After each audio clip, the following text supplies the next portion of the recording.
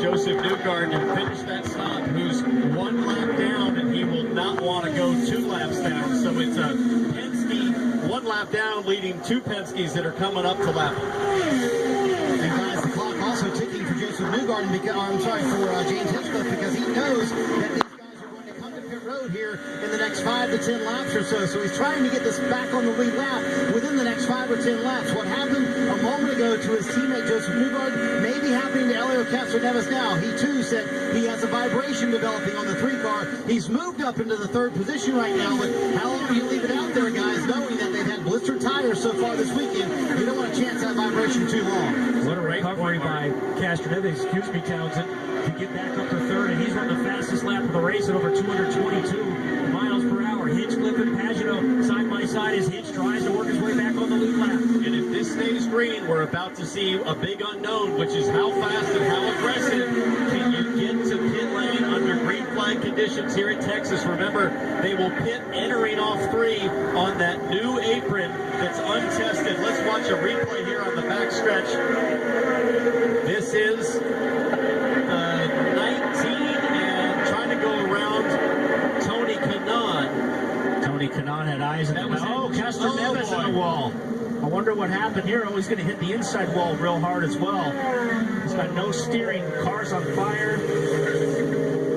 So Penske was running 1, 2, 3 with Castroneves in 3rd, and he has gone through a big hit. And guys, it's about the same number of laps from when Alexander Rossi crashed. That was around 38 laps. You throw in the 11 laps of yellow, and now we're back into the same window. The final, say, 10 to 15 laps of the stint, and that's where it seems to be a handful for these guys.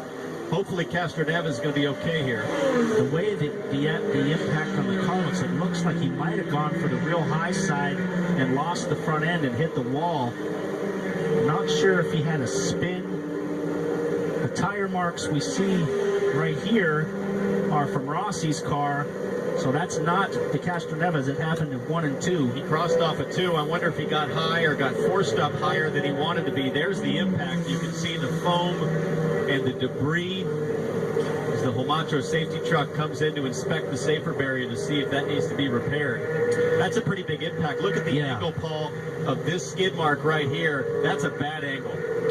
Well, they've widened the track from the years past. It's about 20 feet wider than it used to be, and that has created a bit more of a bad angle if you lose it. But we'll get a replay here with a lotion. We'll see what happens.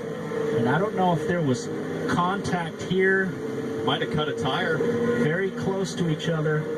Castroneves got a run on the car in front, but he's got that rear bumper guard that might protect a cut tire, but it certainly looked like a lotion barely got into him. Oh, he got flat. Broke. Yeah, something broke, or he got a flat tire. Just kind of skated up the track and hit the outside wall on the exit. So it was a glancing blow. It wasn't a half spin and hit the wall, but either something in the suspension broke, or that contact earlier in the race that looked like with James Hinchcliffe. He said something was bent in the car, and they looked around the rear, so maybe something finally let go. I think it could have been. It looked like a maybe left rear suspension, perhaps. That's a big impact, and they're taking their time getting him out of there. Marty, what do you hear? Well, you guys remember he had just reported a few laps earlier, and we just said on the air that he had a vibration that he felt like was coming from the right front. His teammate Joseph Newgarden did indeed have a blistered right front that came off of his car, so that's what they're thinking is that tire finally might have let go on Helio Castroneves' car. And Marty, I was able to take a look at that tire that came off the number 2 of Joseph Newgarden, and yes, indeed, it was heavily blistered on the right front. So that was the reason for his vibration. And as we can see, Castroneves climbing from the car, you could speculate that could have possibly been the issue, as you say, for Castroneves as well. What a great sign that is to see. He sat for a little while. They wanted to check and make sure all is good. Nobody better than the Homatro safety team. Big hit for Helio Castroneves, but he walks under his own power to the safety vehicle. On board with Dixon. Let's watch up ahead. Castroneves is 1 in front of the 7. Yeah, for say. You watch it. Hold the bottom. Hold the bottom. For sure something broke on the car or the tire went down. He just went straight. The car took off straight, so.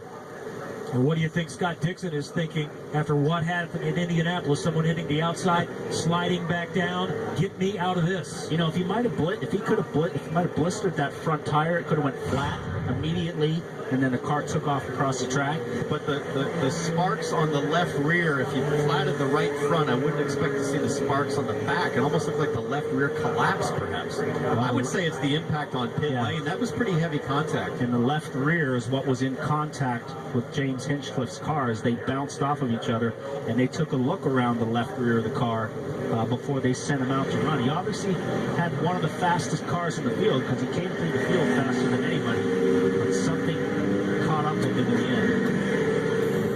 Either way, when you think about the force of that impact, the kind of crash Scott Dixon had at Indy, the kind of crash Sebastian Bourdais had at Indianapolis that he'll make a full recovery from, I mean, these are huge impacts, Paul, that 10 years ago we wouldn't have seen guys walking out of these cars. No, not at all. I mean, back in the day when we first came to run here, we were talking about it on the show yesterday. When Gugelman hit turn 2, he didn't stop until halfway around 3 and 4. 235 mile an hour laps back in the day. The drivers were close to passing out. The G-forces were so high, but they're still going really fast, over 220 miles an hour here at Texas.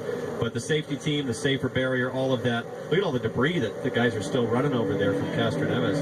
This will take a little while. By the way, fast speeds, Charlie Kimball set a qualifying record yesterday. So the pits are going to be open this time by, and we're still on pace for a 4-stopper. So they were pretty close to their window as well as we work through lap 95, about 50 laps, maybe a little more available per tank. Here they come, hitting the line, 60 miles per hour. We start again with Katie.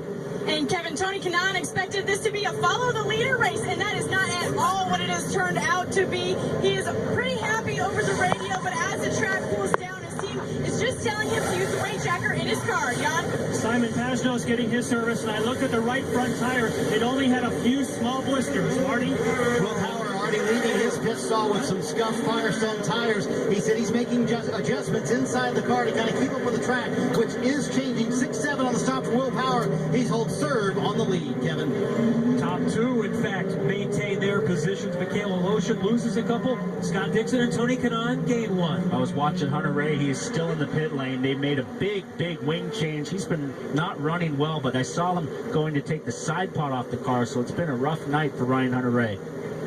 Another entertaining restart is not too far away. Fans are being entertained tonight at Texas.